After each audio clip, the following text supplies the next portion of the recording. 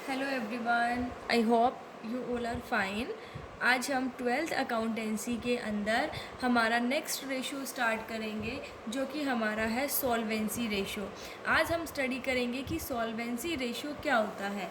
तो सबसे पहले हम पढ़ेंगे कि सॉल्वेंसी का मीनिंग क्या होता है। क्या होता है सॉल्वेंसी? तो देखिए, solvency means the ability of the business to meets its liability as and when they become due. देखो, सॉल्वेंसी का मतलब क्या है। सॉल्वेंसी का मतलब है कि बिजनेस की एबिलिटी, ठीक है, बिजनेस की एबिलिटी किस चीज़ की एबिलिटी, कि जब उसकी लायबिलिटी अराइज होती है तो क्या एक बिजनेस इतना एबल है कि वो अब टाइम पर अपनी जो लायबिलिटी है उसको पे कर सकता है या नहीं कर सकता। तो ये होती है सॉल्वेंसी। देखिए, सॉल्वेंसी का मतलब क्या हो गया कि बिजनेस की एबिलिटी, ठीक है, कब, जब उसकी लायबिलिटी अराइज होती है, जब लायबिलिटी ड्यू होती है, तो उस टाइम पर एक बिजनेस क्या इस चीज़ के लिए एबल है कि वो अपनी लायबिलिटीज़ को उस टाइम पर पूरा कर सकता है या नहीं कर सकता। तो वो हमें कौन बताता है? सॉल्वेंसी बताती है, ठीक है। तो देखो, ये सॉल्वेंसी रेशियो क्या होते हैं। These ratios are calculated to assess the ability of the firm to meet its long-term liabilities as and when they become due। तो ये रेशियो हम किस लिए कैलकुलेट करते हैं? ताकि हम फर्म की एबिलिटी निकाल सके कि क्या फर्म जो है वो इस एबल है कि जब उसकी लॉन्ग टर्म लाइबिलिटीज़ ड्यू होती है तो क्या उसको पे कर भी सकती है या नहीं कर सकती फर्म। मतलब फर्म की एबिलिटी को हम निकालते हैं। ये रेशियो जो है वो फर्म की एबिलिटी बताता है कि फर्म जो है वो अपनी लॉन्ग टर्म लाइबिलिटीज़ को पे करने के लिए एबल है या नहीं है, कितनी एबल है और कितनी नहीं है, ये हमें सॉल्वेंसी रेशियो बताते हैं, ठीक है। तो सॉल्वेंसी रेशियो जो है वो फर्म की एबिलिटी को बताते हैं कि फर्म जो है जब उसकी लॉन्ग टर्म लाइबिलिटीज़ अराइज होती है तो उसको वो पे कर सकते हैं या नहीं कर सकते हैं। अब सॉल्वेंसी रेशियो जो है वो कौन कौन से होते हैं? तो देखिए, 4 सॉल्वेंसी रेशियो हैं। फर्स्ट वन है हमारा debt equity ratio, second one हमारा है total assets to debt ratio, third हमारा है प्रोप्राइटरी रेशियो एंड फोर्थ हमारा है इंटरेस्ट कवरेज रेशियो। इन 4 रेशियोज़ को सॉल्वेंसी रेशियोज़ के अंदर इंक्लूड किया जाता है। मतलब ये जो चारों रेशियो हैं ये फर्म की एबिलिटी बताते हैं कि क्या वो अपनी लॉन्ग टर्म लायबिलिटीज़ को टाइम पर पूरा कर सकते हैं या नहीं कर सकते हैं। तो सबसे पहले आज हम स्टडी करेंगे कि हमारा डेट इक्विटी रेशियो क्या होता है। तो देखिए, डेट इक्विटी रेशियो क्या होता है।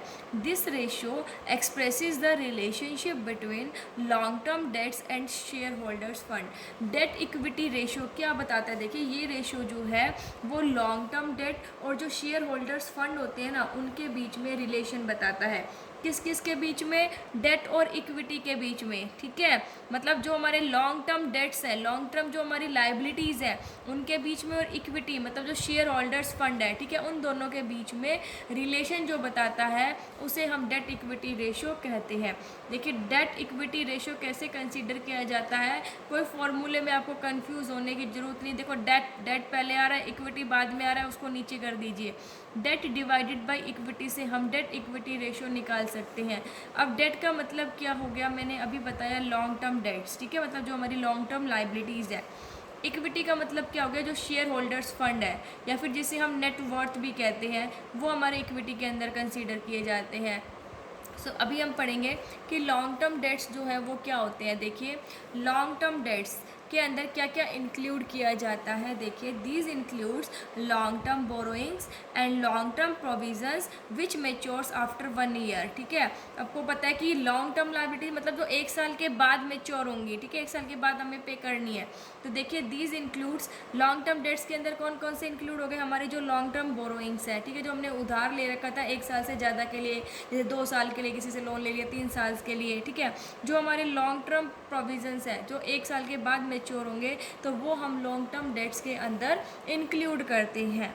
जैसे फॉर एग्जांपल हमारे डिबेंचर्स हो गए, मॉर्टगेज लोन हो गया, बैंक का लोन हो गया, या फिर कोई फाइनेंशियल इंस्टीट्यूशन से लोन ले रखा है, या कोई पब्लिक डिपॉजिट्स है, तो ये हमारी लाइबिलिटीज़ है, ये पे करनी है हमें, ठीक है। तो ये हम लॉन्ग टर्म डेट्स के अंदर कंसीडर करते हैं। तो क्या लेते हैं लॉन्ग टर्म डेट्स के अंदर? लॉन्ग टर्म बोरोइंग्स और long term provisions like debentures, mortgage loan, bank loan, loan from financial institutions and public deposits. उसके बाद है हमारा शेयर होल्डर्स फंड्स कौन कौन से होते हैं। तो देखिए शेयर होल्डर फंड्स के अंदर जो हमारी शेयर कैपिटल हो गई और रिजर्व एंड सरप्लस होते हैं वो हमारे शेयर होल्डर फंड के अंदर इंक्लूड किए जाते हैं। अब शेयर कैपिटल के अंदर क्या क्या आता है? जो हमारी इक्विटी शेयर कैपिटल है, जो इक्विटी शेयर इशू करते हैं हम, ठीक है, उनसे तो equity share capital, preference share issue करते हैं उनसे जो आती है वो प्रीफरेंस शेयर कैपिटल। तो शेयर कैपिटल के अंदर हम इक्विटी शेयर कैपिटल और प्रीफरेंस शेयर कैपिटल को कंसीडर करते हैं। रिजर्व और सरप्लस के अंदर जो हमारे कैपिटल रिजर्व है, सिक्योरिटीज़ प्रीमियम है, जो हमारा जनरल रिजर्व है, ठीक है, या फिर जो हमारा प्रॉफिट एंड लॉस की जो स्टेटमेंट है उसका जो बैलेंस है वो सारा हम रिजर्व एंड सरप्लस के अंदर इंक्लूड करते हैं। तो शेयर होल्डर्स फंड के अंदर क्या क्या आता है? शेयर कैपिटल और reserve and surplus. Share capital के अंदर हम क्या लेते हैं? इक्विटी शेयर कैपिटल, हमारे preference share capital. Reserve and surplus में जो हमारे कैपिटल रिजर्व है, सिक्योरिटी प्रीमियम है, जनरल रिजर्व है और जो balancing statement of profit and loss है, ठीक है। अब बात आती है कि इस रेशियो की सिग्निफिकेंस क्या है, ठीक है।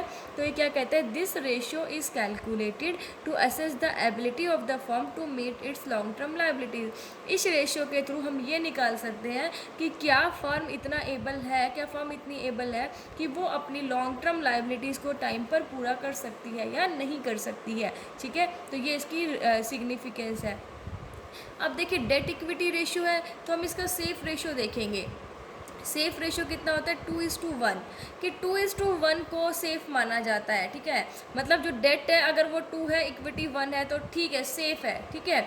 लेकिन अगर इससे ज़्यादा हो जाती है, देखिए क्या कहता है, it high date equity ratio is a danger signal for long term landers. देखिए डेट इक्विटी रेशियो अगर ज़्यादा है तो ये लॉन्ग टर्म लैंडर्स के लिए एक डेंजर सिग्नल है। लॉन्ग टर्म लैंडर्स जो कि कंपनी के अंदर फर्म को अपना पैसा देते हैं, मान लीजिए मुझे अब कंपनी को पैसा देना है, ठीक है, मैंने इन्वेस्ट किया या फिर मेरे से उधार लिया कंपनी ने, अब मैंने पैसा देना है, ठीक है, कंपनी को।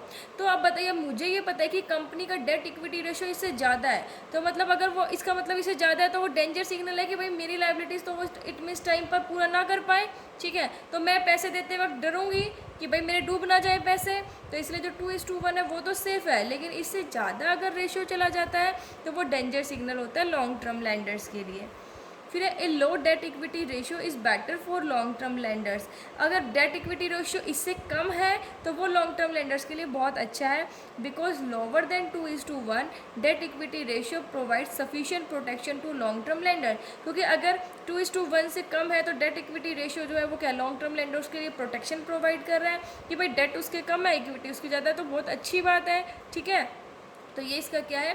सेफ रेशियो है। 2:1 सेफ है, इससे ज़्यादा हो जाता है तो ये लॉन्ग टर्म लेंडर्स के लिए डेंजर सिग्नल है, और कम होता है तो ये प्रोटेक्शन प्रोवाइड करता है, लॉन्ग टर्म लेंडर्स के लिए अच्छा सिग्नल है। सो आई होप आपको डेट इक्विटी रेशियो जो है वो समझ आ गया होगा। नेक्स्ट वीडियो में हम इसका न्यूमेरिकल करेंगे।